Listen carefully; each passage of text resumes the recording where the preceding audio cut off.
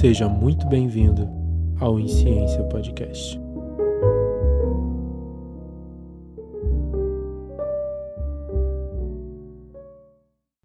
Bom dia, boa tarde, boa noite. Esse é o Insciência Podcast, o podcast que a gente fala de tudo e não sabe de nada.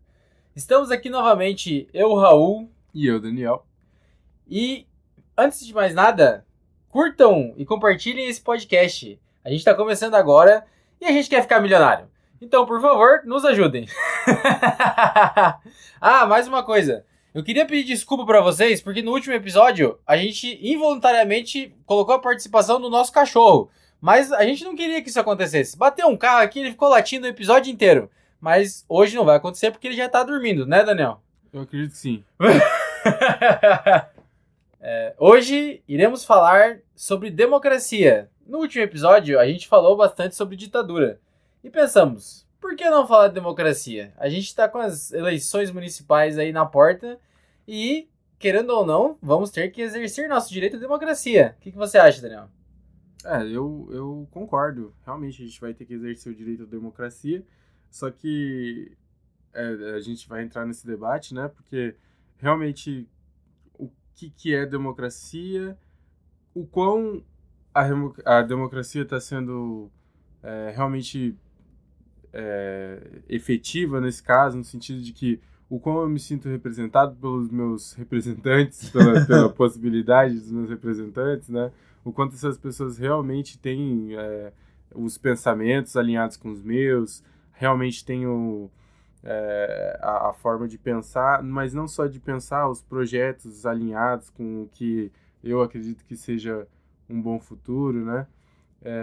Realmente, enfim, tem pano pra manga esse assunto, mas eu já acho interessante começarmos aí com uma breve descrição do que é a democracia. A democracia é um regime político em que a gente ou elege um representante ou como acontecia em Atenas, tem a democracia que ela é direta, em que você vota diretamente os projetos para a sociedade. Tendo em vista isso, você se sente bem representado, Raul, pelas pessoas que estão ali disponíveis para você votar?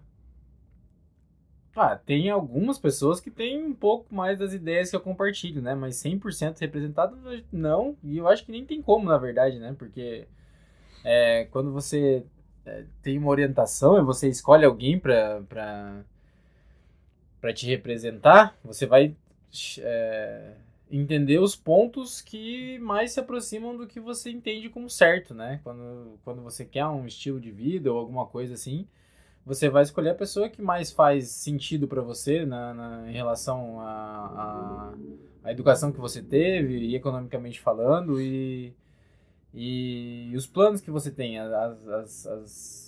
as coisas que você preza, né? Os valores que você preza, tanto na sociedade quanto como pessoa. E eu tenho um problema muito grande aqui no Brasil, principalmente, porque é muito difícil você ver alguém que está realmente interessado em melhorar a vida do povo, né? Do povo em questão, do povo brasileiro, né? Geralmente eles estão querendo fazer negócio, porque o que dizem é que a política é o melhor negócio, né? Hoje em dia no Brasil é melhor até que concurso público, que é só você entrar que você está com a vida feita. Eu vejo dessa maneira também. Infelizmente, a nossa política ela se desdobrou por uma série de acordos com visto em ganho pessoal, com uma série de subterfúgios ali para que um tenha mais tempo de TV, outro tenha mais verba para conseguir distribuir de maneira incorreta. Enfim, realmente o processo democrático no Brasil ele deu uma desvirtuada, né? Mas não deixa de ser importante, tendo em vista o nosso último podcast, em que a gente falou sobre ditaduras, consequências, o que a gente tem como exemplo, né? Embora tenha alguns exemplos de outros regimes que funcionaram parcialmente ali, não é um modelo que eu quero para mim nesse sentido, né? E aí a gente já cai de cara num dos tópicos aqui, que são as vantagens e desvantagens, e a gente já acabou falando sobre uma desvantagem, que é realmente não ter como abranger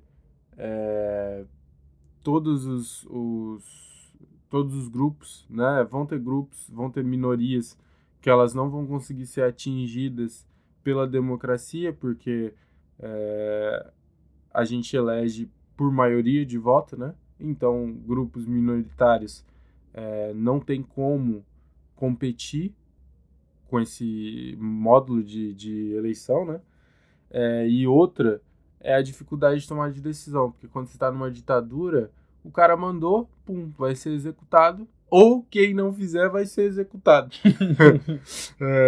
E quando a gente está num processo democrático, existem várias etapas, é necessário que haja um diálogo, um debate, vá à votação. No Brasil, a gente tem um processo democrático muito demorado. Eu não sei exatamente em que ordem que isso ocorre, mas, vai para Senado, depois abre votação novamente, vai até o presidente, se ele vetar, aí volta, se ele vetar não, né? Se ele excluir alguma coisa, aí volta, aí tem que votar de novo para acontecer. E eu vejo que isso é útil em certa instância, no sentido de que é realmente necessário que exista uma deliberação em volta de projetos importantes, mas acaba sendo uma carga muito pesada quando você olha nos pequenos projetos. E também eu acho que tem muito da vontade política nisso, né? A gente estava vendo vídeo esses dias dos caras que aprovaram o aumento do salário deles mesmo em 36 segundos, que não dava nem para entender. Eu falei isso agora, na verdade, foi 12 segundos. Um dos comentários do vídeo era basicamente o seguinte: parece que eu tô naqueles leilão dos Estados Unidos.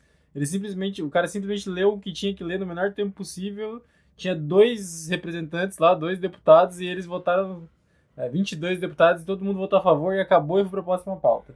Então, esse negócio de tu falar, tem que ir para um lugar e voltar para outro, e apreciar e tal, não sei o que, é só quando é alguma coisa que é de interesse do povo, meu. Quando é de interesse deles, meu Deus do céu, eles fazem a coisa mais rápida do mundo, e é isso que me pega um pouco aqui no Brasil, é justamente essa parte, essa impunidade, né, que tem em volta de toda essa falcatrua, né, por assim dizer.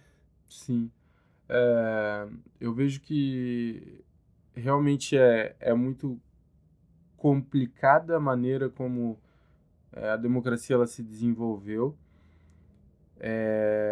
Eu não sei como se existe alguma maneira de retroceder isso, porque esses processos eles foram muito bem fixados ao longo do tempo para que fosse assim e para que de alguma maneira a gente não conseguisse se desvencilhar deles, né?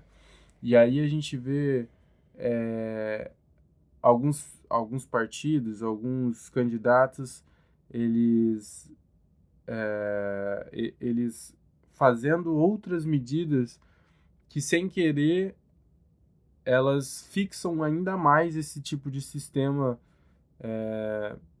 pra gente, né? No sentido de, um candidato, ele precisa de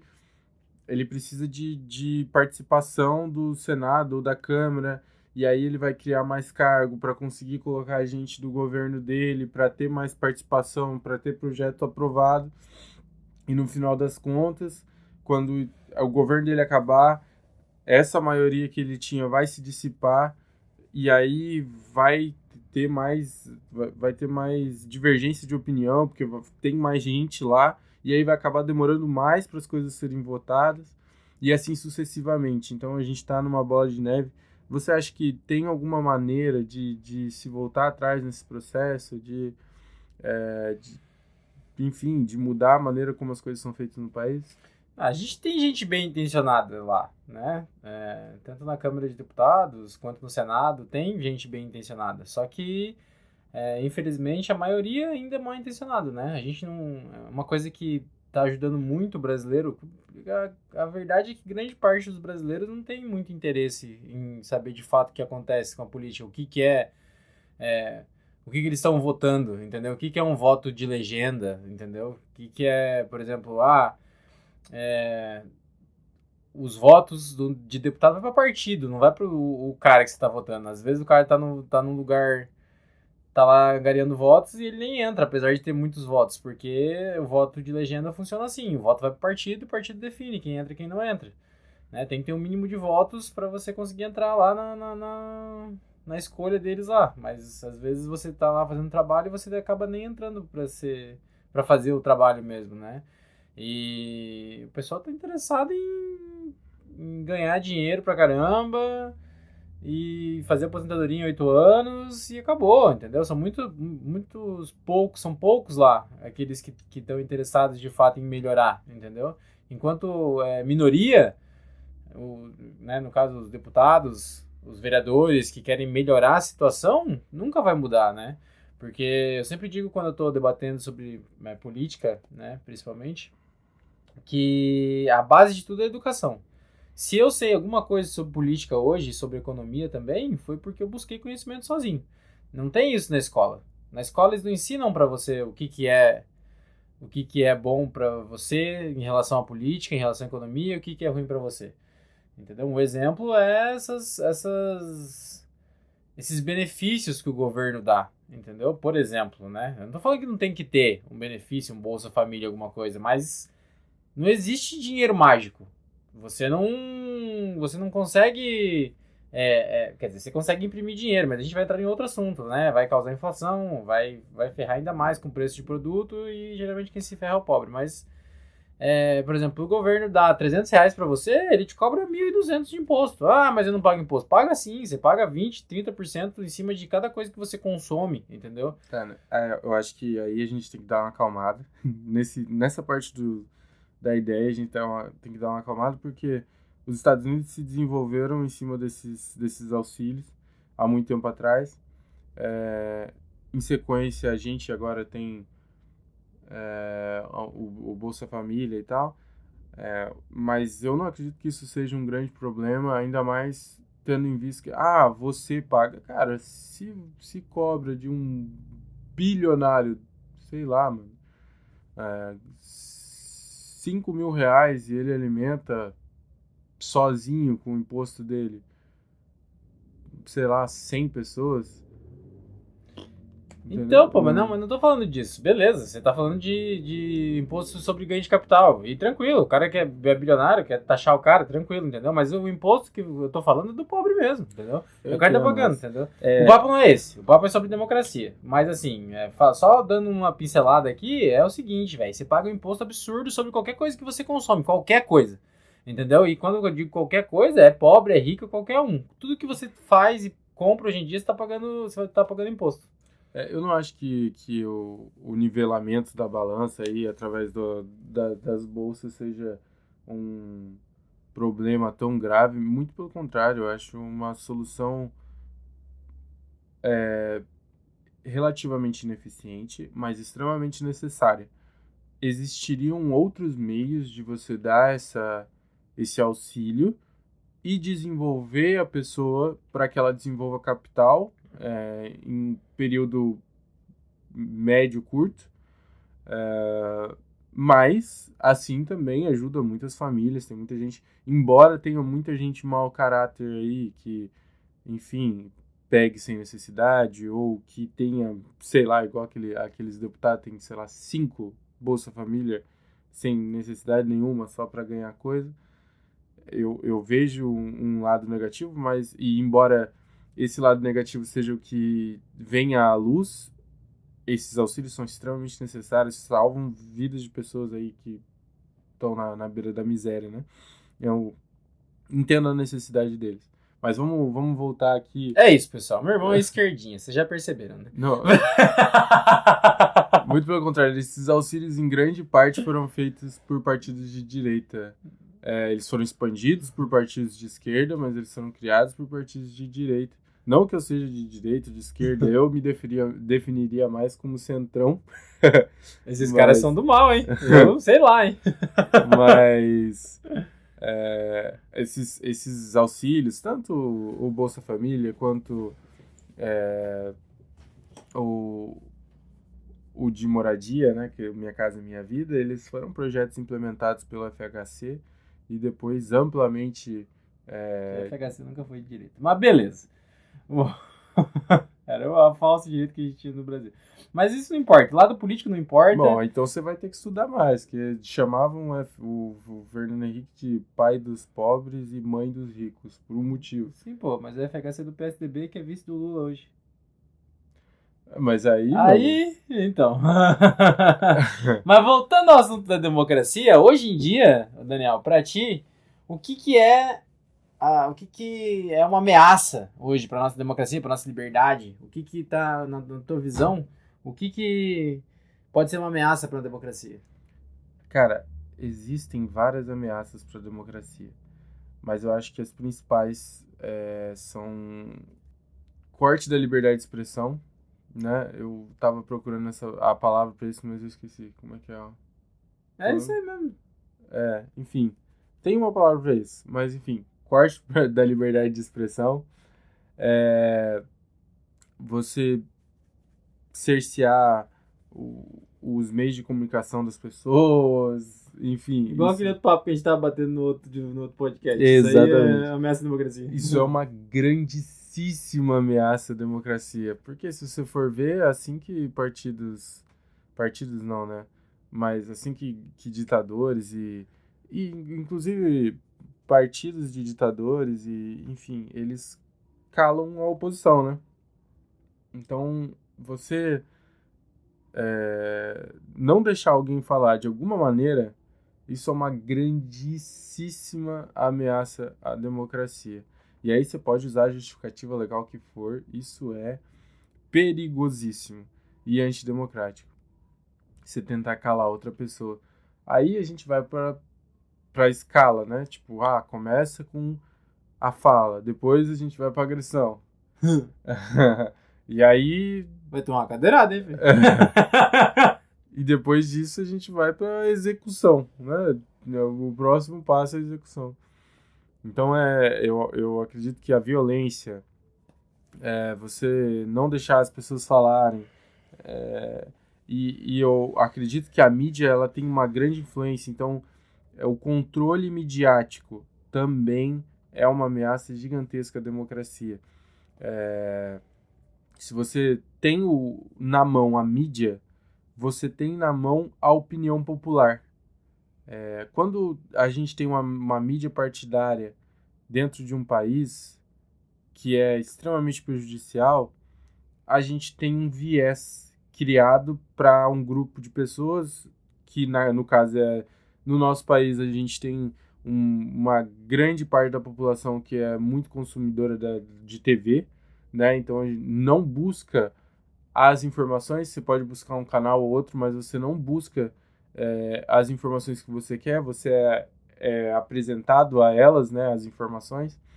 Então é muito perigoso, porque daí você vai estar sempre consumindo o mesmo conteúdo, agredindo um lado, sem olhar o ponto de vista dele, sem olhar os projetos, sem olhar o que aquele lado tá propondo.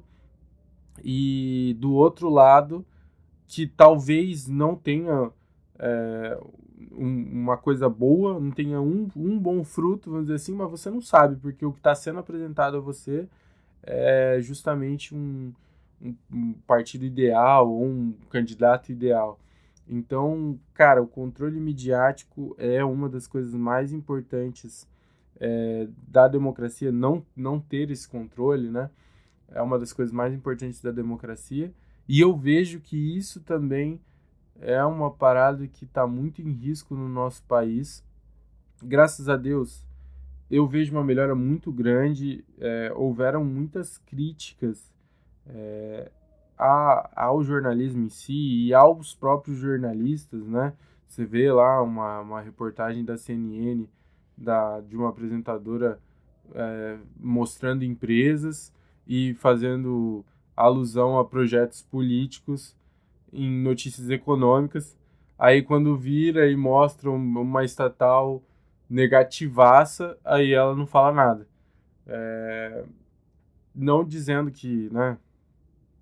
Não dizendo que um ou outro partido é melhor nesse sentido, ou enfim, ou pior, mas é que a função do jornalista não é exercer opinião sobre um partido informar, ou né? outro. Tem que informar no geral e mostrar todas as faces, né, da moeda. Até burrice falar isso, que só tem duas, mas nesse caso, né, nesse jogo, né, a função do jornalista é realmente informar, né, e não só escolher um lado e realmente dar opinião. Informar e não formar, né? Não é formar opinião, é informar. Não, até formar, pode ser um formador de opinião, entendeu? Você pode ter um lado político, sem problema algum. Inclusive, você pode até... Quer mostrar isso ao vivo? Fica à vontade. Só que assim, você tem que dar a notícia como ela deve ser. Olha, tal partido ganhou, não é uma coisa que eu gosto, mas tá indo bem, beleza, vamos lá, entendeu?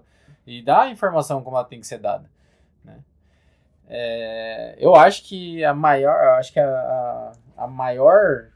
ameaça à democracia, né, é justamente a falta de informação, a falta de educação, né? O povo brasileiro não sabe o que um senador faz, o que um deputado faz, quais são os passos que ele tem que tomar, entendeu? E aí, não adianta você ir lá no dia da votação, votar no cara que você acha que é bom e tal, você não sabe qual que é o poder dele, o que ele vai fazer, o que tem que acontecer para ele exercer a função dele com maestria, se ele tem o nome sujo com alguma coisa, entendeu? Se coisas que ele fez no passado, de repente, podem refletir no mandato dele agora, né? O que dizem, por exemplo, o nosso presidente tinha um monte de... que ele abriu os novos ministérios porque ele tinha um monte de cargo para pendurar, né? Ele tinha que pagar umas dívidas. Eu não sei se isso é verdade, né? Porque também não sai notícia nenhuma sobre isso, mas é isso, entendeu? Eu vou abrir um ministério e vou dar para tal partido, porque tem que ter o tomado da cá, tem que conseguir governar, entendeu? E aí a gente entra naquele papo de novo. Como é que a gente vai fazer para voltar atrás? Entendeu? A gente tem que ter muito mais gente interessada em melhorar o sistema político brasileiro do que mais gente interessada em encher o bolso, né? E a internet...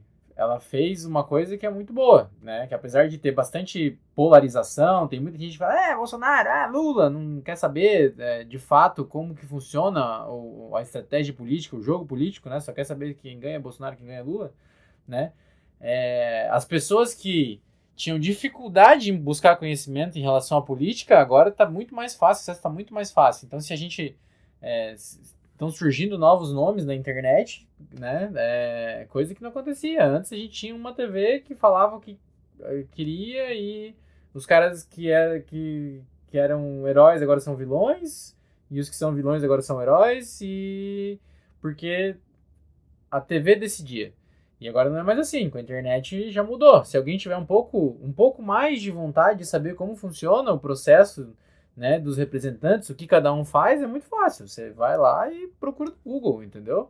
Você vai achar a informação. O que um deputado faz, o que um senador faz, o que é necessário para aprovar uma lei, entendeu? Inclusive, sai no Diário Oficial todo dia o que eles estão fazendo lá, o que está sendo aprovado lá, entendeu? Tem até uma notícia no CQC, lembra aquele negócio do CQC? Tinha um programa na Band, que eles foram lá, fizeram um projeto muito bizarro, tipo, que tinha que dar...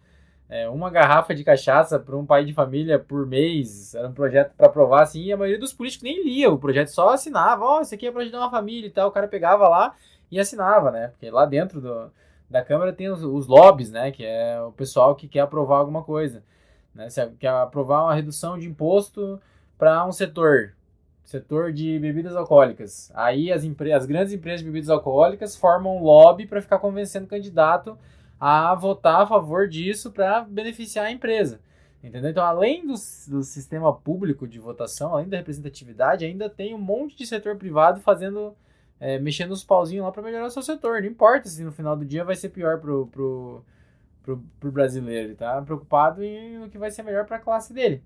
E ele vai atrás disso. Então são todas coisas que você tem que estudar e saber. Tipo, cara, por que esse cara tá lá me representando? Por que esse cara tá ganhando R$34.500 sentado numa cadeira lá e eu tô me ferrando aqui ganhando R$2.500, R$3.000? A desinformação é uma grande ameaça à democracia, porque não adianta você simplesmente exercer a democracia, ir lá, votar, mas pô, exerci, e agora? Eu posso os próximos 4 anos me ferrando? Mais ou menos isso. Geralmente é assim que funciona. Quando não é 8, né? E é muito engraçado porque eu acho que a cabeça das pessoas estão mudando em vários sentidos. Por exemplo, o prefeito ele vai passar aqui pela rua. Não sei se você sabe. Ele vai passar aqui? Ele vai passar aqui pela rua que é transversal a nossa, né? E asfaltou tudo, tá tudo pintado. Tem os parquinhos que estavam sendo feitos. O projeto de fazer aquele parquinho tava rolando há uns 3 anos. E agora, puf, apareceu o parquinho. E o outro tá com a grama cortada, tudo bonitinho. E na minha opinião, isso é feio.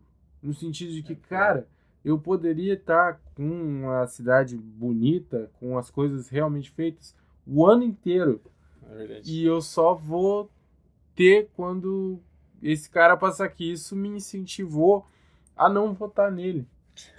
Tá Mas ligado? é você que tem um pensamento crítico um pouco mais elevado, né? Não uma pessoa que tá querendo... Eu não acho. Eu acho que isso é evidente para toda a população, só que as pessoas, elas são levadas a acreditar que elas não têm opção, tá ligado? E aí a gente fala sobre a mídia de novo.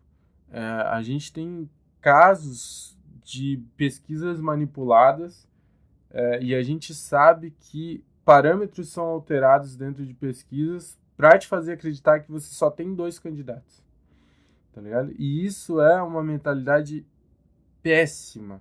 Existem outros candidatos. Talvez se você não tivesse tão dentro de um cone de informação, tão dentro de ideias pré-estabelecidas, você veria outros candidatos e votaria neles sem eu não vou votar nesse candidato porque ele não tem chance de ganhar.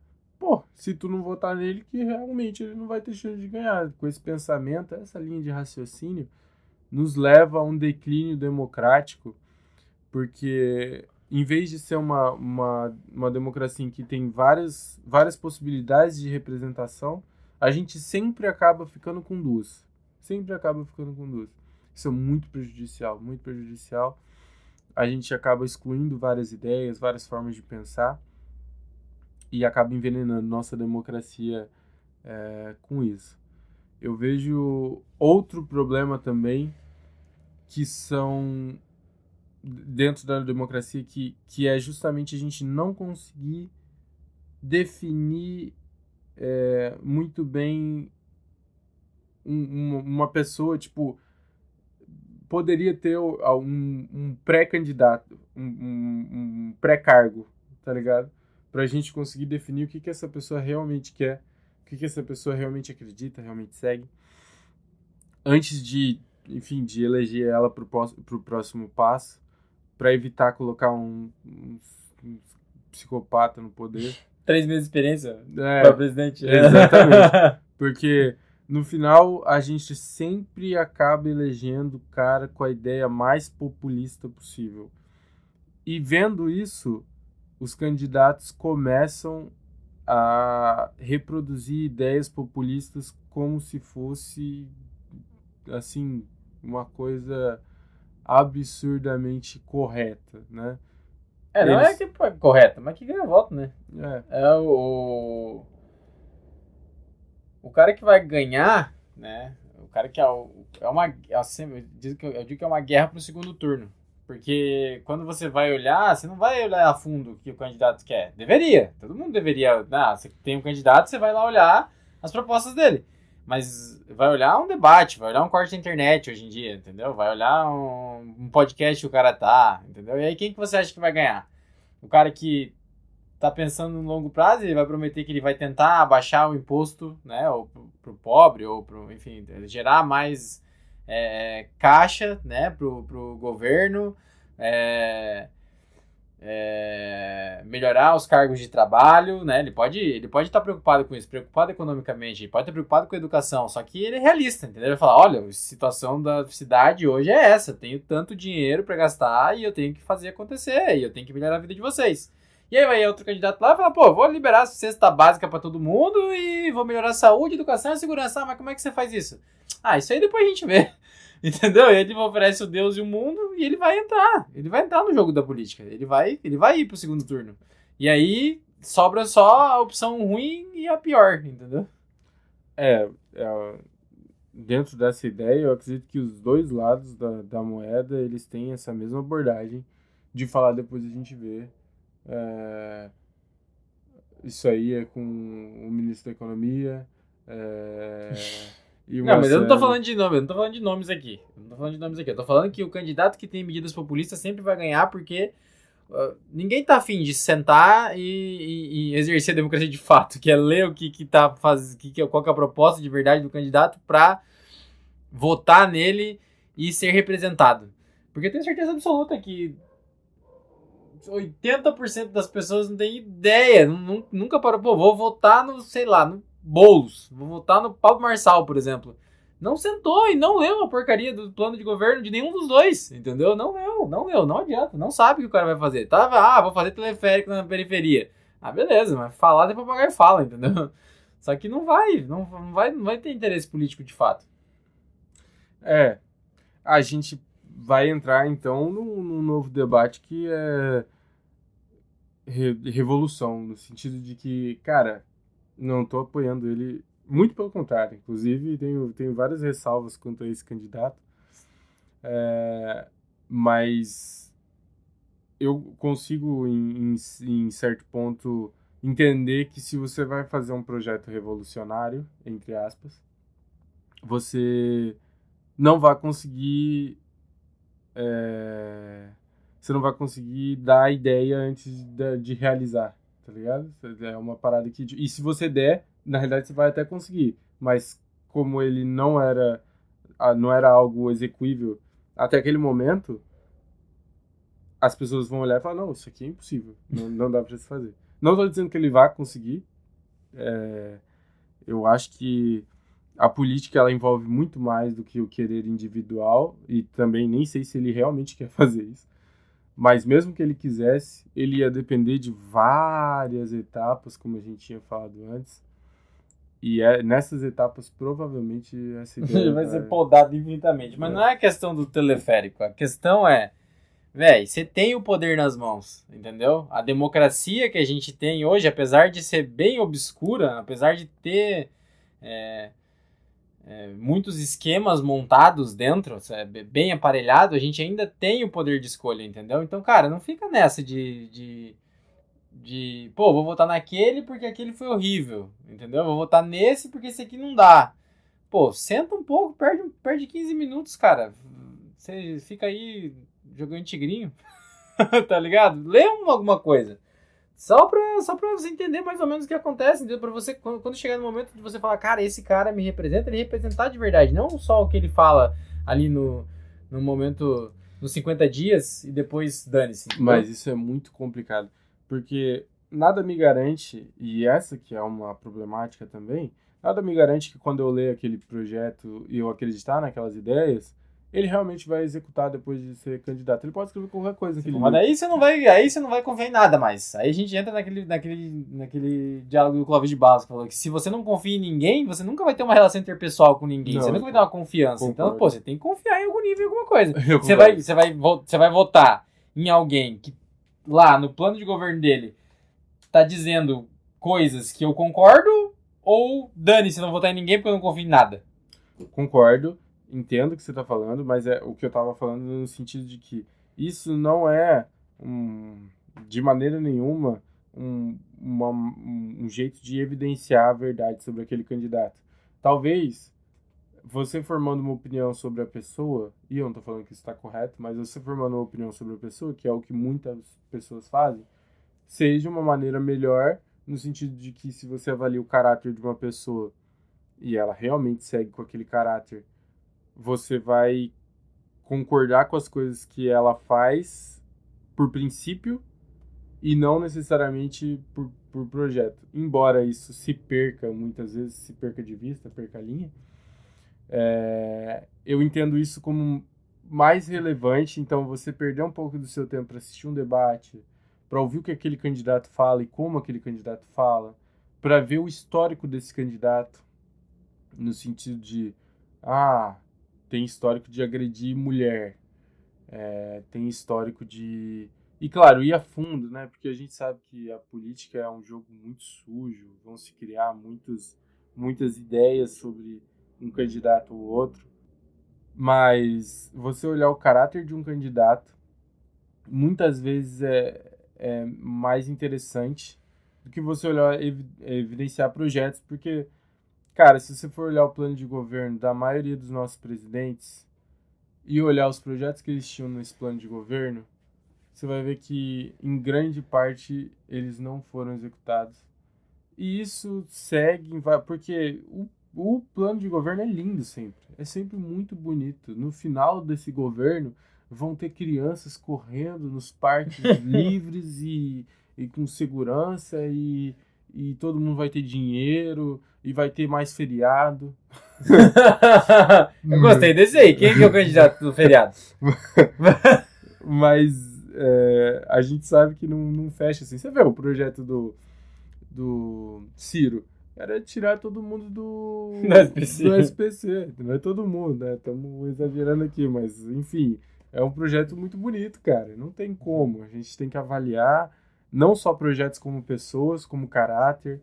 A gente tem que avaliar tudo Histórico. isso. Histórico, exatamente. A gente tem que fazer uma análise Mas, cara, a gente tem que fazer uma análise, a gente tem que avaliar. A gente não tem que votar num cara porque ele deu uma cadeirada no outro cara, ou votar num cara porque ele falou que vai botar outro cara na cadeia, entendeu? Tem que ter toda uma estrutura para você votar, entendeu? Um resumo, né? A democracia, ela é a força do povo, né? Ela vem de uma palavra, né, grega, que é demokratos, que é justamente a força do povo. Então, exerça essa força que você tem com sabedoria, cara. Vai, dá uma olhada, estuda de fato o que cada pessoa faz, entendeu? Essa pessoa vai te representar agora. A gente tá numa época de eleição, essa pessoa vai te representar e ela vai representar o seu filho. O futuro dele, se ele tá com 12, 13 anos agora, ele vai, daqui 4 anos, ele vai estar se formando. Pesquise para ter, de fato, um país melhor para você. Não porque a massa vai votar em tal pessoa, você tem que votar. A democracia é isso, você é livre para fazer o que você quiser. E seguindo a linha do meu irmão, você não precisa votar no candidato X ou no candidato Y. Você pode ter um pensamento diferente, votar numa pessoa diferente, exercer a democracia desse jeito e tornar o país um lugar muito melhor para viver. Resumindo, quando estiverem indo para votar, pega o papelzinho no chão, o que for o melhor papelzinho, pum, é ele que você vai votar. Eu gosto de fazer com o olho fechado. Pega uns 3 papelzinhos, solto, joga pra cima e pega um. É isso, igual no Silvio Santos. Pô, melhor jeito. Mas no Silvio Santos é dinheiro, né? Lá também, que a gente vai perder muita grana com essa ideia.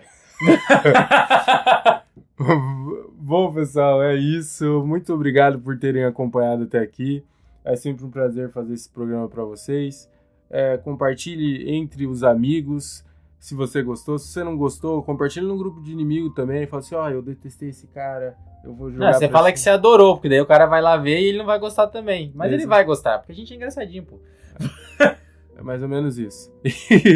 E é isso, galera. Compartilha, curte, se inscreve no que dá pra se inscrever. Agora a gente tem YouTube, agora a gente tem programa lá na Amazon Music também. Se você for desse grupinho seleto, né? Que não é todo mundo. Eu acho que o Prime que te dá acesso, né? A uma parte. Mas acho que o Amazon Music dá pra entrar de graça também, né? E a gente tá no Spotify, né? Muito obrigado por... Faz no YouTube, que o YouTube dá dinheiro pra nós daqui, lógico, obviamente, alguns anos, quando a gente tiver com milhares de inscritos, beleza? Mas, pô, YouTubezinho é ouro, hein? Por favor. Enfim, é isso, galera. Muito obrigado e tchau. Um abraço, seus lindos!